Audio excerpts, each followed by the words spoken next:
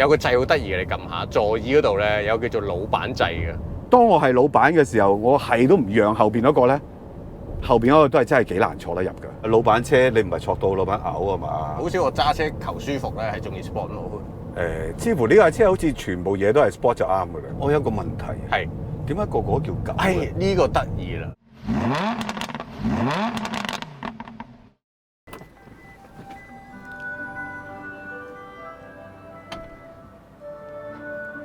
世界幾咁美好，聽到一啲迎賓嘅音樂，好得意嘅。呢道門一開就有聲㗎啦，閂嘅時候都係一樣嘅。呢部呢就係騰勢嘅 D9啦，我諗香港好多人都等咗好一段日子啦。咁佢其實而家呢叫終於有車俾我哋試啦，係幼態版本嚟嘅。咁其實香港會賣兩個版本啦，一個前驅版，一個就係四驅版。咁四驅版就高級少少嘅。我哋今日試嘅呢就係四驅版本啦。呢部車呢尺寸上啊，樣貌身材呢好明顯就係對住豐田嘅 Alfa Vellfire 嚟打㗎啦，5.25米長啊 ，wheelbase 去到3.11米，比起豐田嘅 Alfa 咧，無論係長度啦、闊度啦，都再大部少少。不過你會諗，哇！如果咁樣成架車會唔會再高啲入唔到停車場咧？佢又好得意喎，唔知係咪有諗過嘅咧？佢係比起 Alfa 稍為低少少嘅，所以你就唔使擔心 Alfa 入到停車場佢入唔到嘅。嚟到 Denza D9呢個級數咧，其實就係國內叫做最top level 嘅 MPV 啦，電動 MPV 啦。咁其實我本身就唔係好擔心嗰啲設備夠唔夠靚唔靚嘅，因為本身國產車已經出名係抵食夾大件㗎啦。就算你買平價車，都會有好多 option 好多設備嘅。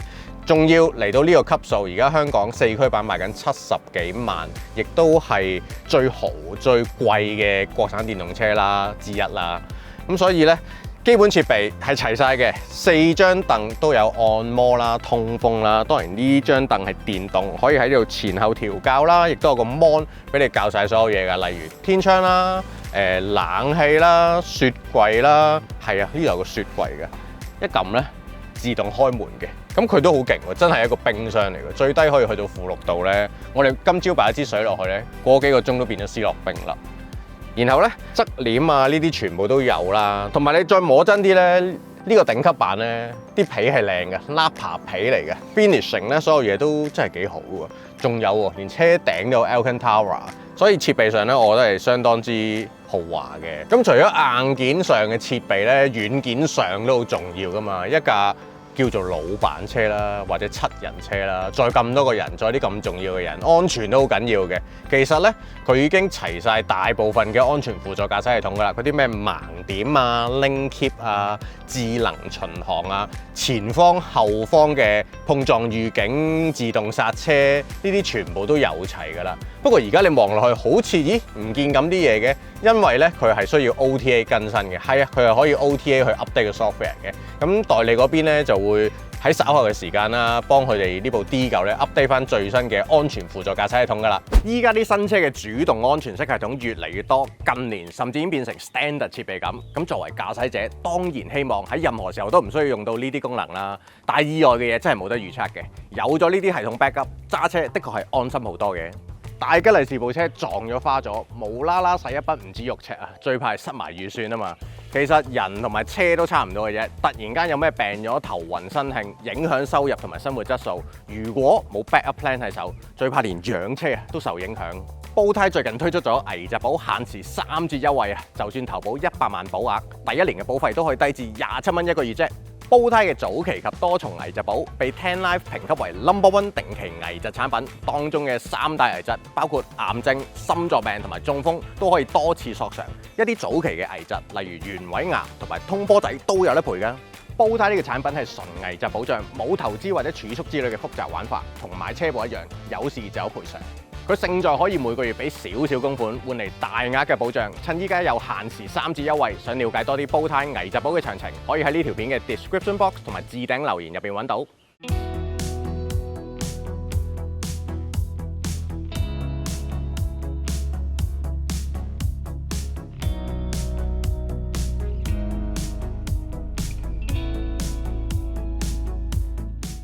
喂 Edmond 啊，雖然我哋公司細得幾個人啦，但係你都係老闆嚟㗎嘛？你都係，你都係，好多老闆咯，係好多老闆啊！咁而家你坐咗個老闆位先啦，我做你司機先。呢架騰勢 D9咧，擺到明就係想去最高級嗰個 MPV 市場噶嘛。係啊，硬件我真係唔擔心嘅。首先佢係電動車啦，咁摩打嘅嘢好簡單嘅啫嘛。嗯。另外就係設備嘅嘢，亦都係你肯抌成本落去做就有㗎啦。咁反而係我最 care 佢係咪真係可以挑戰到嗰啲日式嘅 Alphard、Vellfire 嘅舒適感啦，同埋駕駛感啦。咁第一樣就係個乘坐感先啦，你坐喺中排梗係最正嗰個位啦。你會對於呢架車有咩感覺咧？坐咗陣 D9 我第一次接觸啦，嚇，即係國內係頂級嘢啦。如果作為一個經常坐呢架車嘅老闆咧，都幾滿意嘅。第一樣嘢個 touching 嗰啲位咧係做得真係幾靚嘅 ，finishing 幾好喎。係啊，我已經好挑剔咁不斷喺度揾佢啲邊緣啊、凳底啊，有冇啲磨得唔好嘅地方啊？都幾認真喎，做得成架車。甚至係呢啲 mon 咧，你會睇到個 resolution 係高嘅，係反應都係快嘅。係硬件真係唔擔心。哇！你睇張台真係好少見咁厚嘅台喎，應該大過 Cathay 嗰啲。economy 一啲台喎 ，Cathay 嗰張 Recaro 嚟嘅，係咪？但係張台好細咧。係咁啊係。設備真係唔使擔心啦，即係頭先你都數咗一大截啦。係啊。咁仲有嗰啲咩按摩？哇！呢個按摩得喎呢個。通常汽車入邊嘅按摩都比較普通嘢啦，通常都係氣剪氣浪嚟㗎嘛。係。但係呢個第一下俾我錯覺，真係似一個波喎。喂，你唔講我真係以為波嚟㗎喎。係啊，但係你大力扼翻落去咧，你 feel 到係可以扁嘅。係。所以係會扁翻嘅。呢個按摩係有啲力度嘅，唔錯嘅真係啊。咁你嗰個張凳又可以電控調校啊，有按摩，有個 zero gravity 嘅坐姿啦，咁就攤喺度坐大爺咁款啦，冷氣通風啦，呢個好緊要啦。係冇暖氣嘅，但係有冷氣。係我呢4張凳其實個 function 都一樣，都係按摩通風乜都有㗎啦。同埋你可以控制晒嘅。係。司機或者前座嘅乘客。有個掣好得意嘅，你撳下座椅嗰度咧，有叫做老闆掣嘅。係啊，我見到啊，有咩用㗎呢個？老闆掣咧就係攞嚟虐待員工嘅。假若呢度有個員工坐咗喺呢個副駕駛啦，咁老闆通常坐喺後邊㗎嘛，然後咧佢就可以要最多嘅腳位，咁啊撳個老闆掣咧，將呢張凳有咁前褪咁前，有咁個椅背有咁向前傾就向前傾，夾住個員工就務求自己攞最多位嘅，或者請一個好矮嘅員工咯，都得嘅，同工啊嘛。Ride quality 咧，即係而家我哋行緊啲公路啦。首先，我唔知大家聽唔聽到啊，其實真係靜嘅。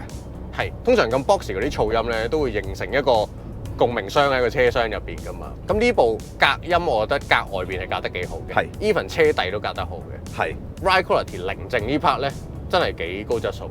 係，嗱啱啱有架寶馬轟過嚟。我諗佢起碼行緊90。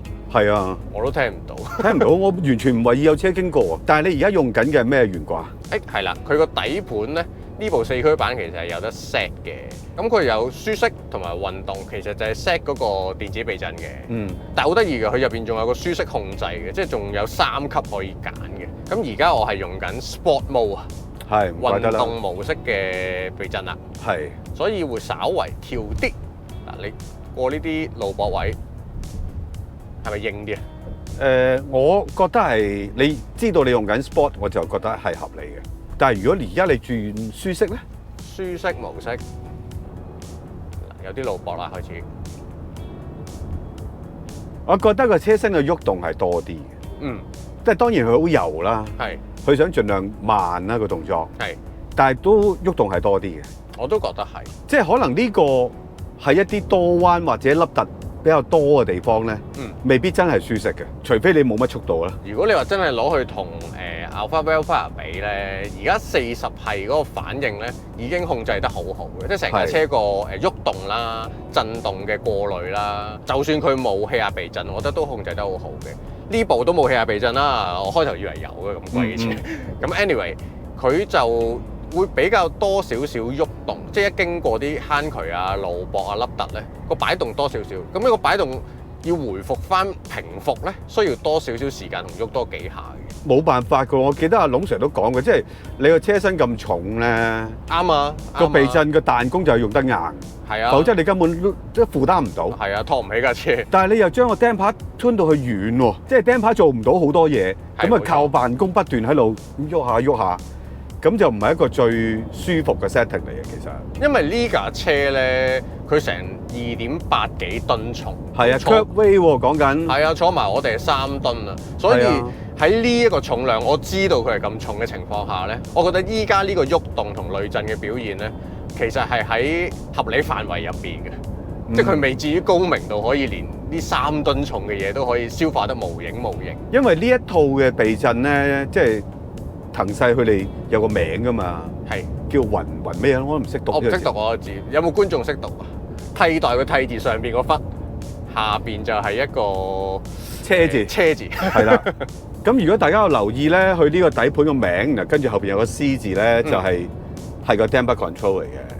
即係淨係控制個 damper。其實佢有幾個 model 嘅。有 A 啦，有 P 啦，有 C 啦。而家用緊係 C 啦。即係有啲係有氣膽嘅。OK。咁最勁嗰個係叫 X 啊。X 啊。原來係仰望嗰架超級跑車用嘅。哦 U9。X 就係集合晒 A、P、C 3個撈埋一碟。哦 OK。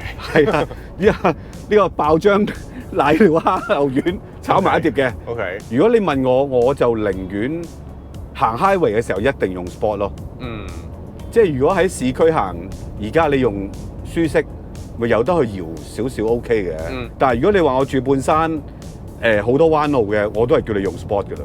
成個乘坐嘅享受，例如我哋剛才講嘅 ride quality 啦，硬件上你摸到嘅質感啊，設備上啦，你會覺得佢值幾多分咧？如果40係嘅 Alphard係9分，你覺得佢有幾多分咧？中排啊嘛，講緊。純粹老闆呢個位啦。哇！我諗真係8.5至9之間嘅，好接近啊兩個。好接近嗬。有一樣嘢，可能我哋坐得太多咧，有時候會特別留意個地台嗰啲少少嘅震動。呢啲係長車身長軸，佢好容易會有啲共振嚟嘅。係。咁呢架係有呢個關個車架事㗎啦。係啦，關個車架事，好似下邊嗰個剛性咧產生嘅一種震盪咧。未消化得好好啊！未係透過成個車架去消化，就喺下邊做晒啦已經。OK，咁你變咗有啲餘震，尤其是路面差少少嘅時候，會有啲好似掹痕條橡筋咧，你彈一彈去嗰種咧，好微細啊，唔係好覺嘅。其實個地氈再厚啲，你就唔會感覺到啦。以往嘅Alphard都有少少呢個問題嘅，後尾就越嚟越改善咗咯。咁所以成個車廂嘅舒適度咧。如果你單純講聲音咧，個隔音咧呢部贏晒嘅。係。但係如果你計埋行唔同路面嗰個舒適性啦，係啊。個搖曳感諸如此類咧，就反而Alphard又好翻。Alphard好翻少少，好輕微，好輕微咁贏咗少少。硬件上我就覺得不相伯仲啦。不相伯仲。不相伯仲啦。但係呢個雪櫃真係正。係啊，咁贏咯佢。係少少啦。但係有一樣嘢咧，我係諗唔明嘅。係。因為我哋見過近排好多啲大陸嘅電動 MPV 啦，咁後排咧淨係可以接個椅背，一張 bench seat 係啦，咁你向前向後褪都得嘅有啲，但係就唔係好似日式嘅高身 MPV 咁，有咁多個組合同變化。係，有啲係向上接，有啲係收下邊。係啦，點解會係咁咧？當然呢個問題我哋都仲思考緊嘅，但係咁樣就會影響到你真係有時候。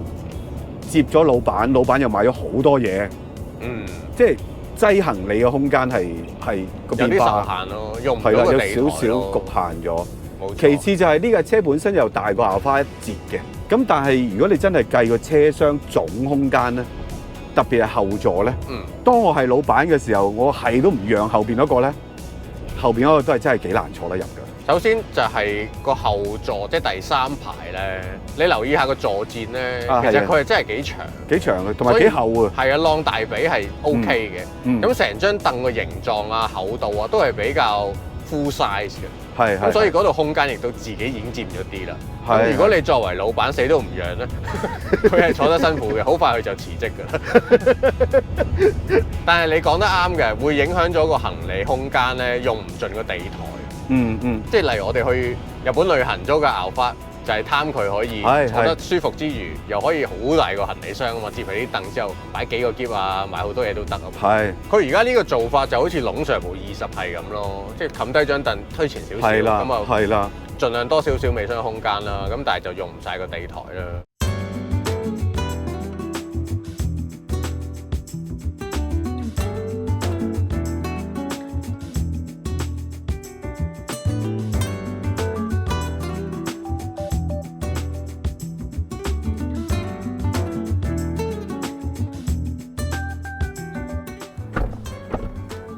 我有 soft close 嘅，前門都有電索㗎。不過我知個字點讀啊？點讀啊？鏈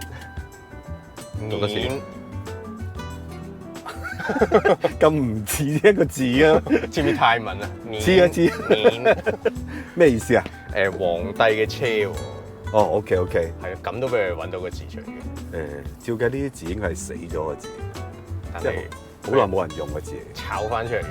係咯，都幾有意思啊！皇帝嘅車。喂，其實咧，騰勢喺香港係有2個銷售點啊，係咪叫2個代理咧？係咯，你可以叫佢2個代理。係咯，而家香港都多咗呢啲玩法喎，即係比亞迪本身都有2個代理啦。係。其實我哋一開始知道嘅騰勢咧，就係仁孚嘅一間，應該係新公司，叫富騰汽車，咁就做一個總代理。咁前排又多咗一間，都係和諧。因為佢哋買開比亞迪㗎嘛，係啊，咁佢哋我諗係類似分銷咁樣咋，係啦。咁所以你會突然間見到騰勢，哇！九龍灣又開間 showroom，然後灣仔又開，係啊。咁我哋今日揸呢架就富騰借俾我哋試㗎啦。哇！我諗唔到咧，係而家係 Regen 係得2級嘅啫嘛，係冇錯。Standard 同 Larger 點解要用 Larger 咧？是但啦，大啲，較大咁嘛。我踩 brake，佢冇一刻係再加重咗個 Regen 嘅感覺啊？係。啊，得幾好喎呢個感覺。其實佢嗰個電門輸出控制啦，係跟住縮腳嗰個 Regen， 再加上落迫力咧，係所有嘢都比我想象中易控制嘅。一開始上車前我會諗咧，電動車本身已經係需要少少時間去適應嘅，每部都有啲唔同特性啦。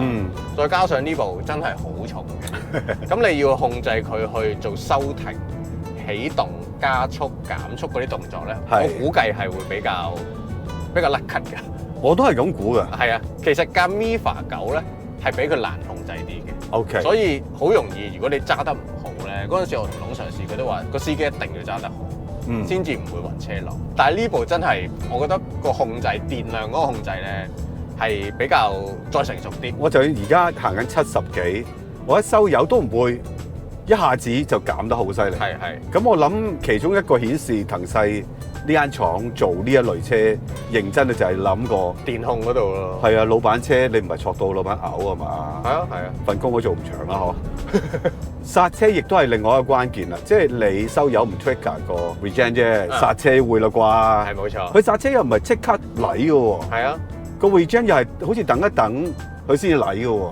同埋同嗰個 mechanical 嘅剎車配合得幾好。係啦。我覺得我停燈位啊，入迴旋處前嗰啲收慢咧，係可以都幾 smooth。我自覺係幾 smooth 嘅。係嘅，你頭先揸我係感覺到嘅。係啊。咁所以成架車真係要做老闆車，甚至你真係載住屋企人，載住 BB 都好，其實都可以揸得幾平順嘅可以。我哋又嚟啦，一下盡油啦。哇，好滑喎 ！OK，係咯，係有一下力量大咗，但係好似有少少過程喎。而呢個過程係你可能唔覺啫，我覺得點解我要等一等嘅？我原來等一等係好事嚟嘅，起碼唔會令你唔舒服啊嘛。即係唔係跟住腳，唔係跟住腳㗎，一篤就喐。係啦。其實佢嘅輸出咧就370匹左右啦。係啊。咁以一架電動車嚟講，唔算好誇張嘅。再加上你考慮到佢坐埋人成3噸重，咁喺馬力重量比上邊咧，我覺得算係比較適中嘅。擺喺呢種 MPV 咧係啱嘅。咁佢 Drive Mode 就3個啦，一個叫做經濟，即係我哋平時見開嗰啲 Econ 啦、Eco 啦或者，然後一個就係舒適啦，然後最後就係 Sport 啦。咁我自己會覺得Sport 嗰個反應會好啲嘅，但又未至於好大嘅 torque 或者太硬腳，令你好容易挫嘅。舒適就有少少冧，因為始終佢收細咗嗰個電控咧，呢架車太重啦，都需要少少時間去做一啲起動。係，我自己會中意 Sport Mode 咯，好少啊，好少我揸車求舒服咧係中意 Sport Mode。似乎呢架車好似全部嘢都係 sport 就啱㗎啦。啱啊啱啊，連個避震都夠 sport。呢套避震咧，我坐中間頭先冇咁明顯嘅。即係我坐車頭而家都覺得佢呢啲咁嘅喐動咧，係多過坐中間我嘅感受。咁當然喺中間亦都係最好嘅位置，個重心亦都係最好嘅位置。咁而家坐車頭都覺得咁樣喐下喐下。咁當然你做司機就冇乜所謂啦。冇乜所謂嘅。但係自己揸我就點都用運動啦，用翻個 sport 咯。係咯。喂，頭先有少少落斜，再嚟多次加速啊！好啊，平路加速。平路加速。而家係 sport 啊嘛。依家係 sport mode。sport mode 嚟咯。進油啦。啊，佢係要時間慢慢咁樣 pick up。咁好似坐地鐵啊、高鐵嗰啲咧，開始加速啦。你唔會錯噶嘛，坐高鐵。但係佢係咁樣飛上去，咁已經可能慢慢上到100零200。其實嚟緊香港會越嚟越多電動嘅七人車，尤其是呢個級別㗎啦。極氪就會有009啦，之後仲有 Volvo 架唔知嚟唔嚟？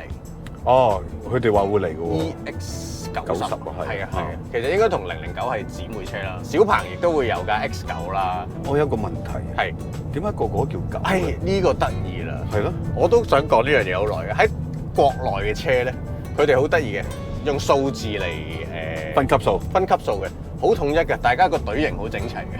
9咧就係最大嗰啲車嚟嘅，即係例如呢啲7座 MPV 啦，又或者最勁嗰啲跑車啦，U9啊。係啊。咁然後咧7就係中間嘅，即係中型車啦。即係有呢個共識㗎？有個共識㗎，好得意㗎，大家好整齊嘅。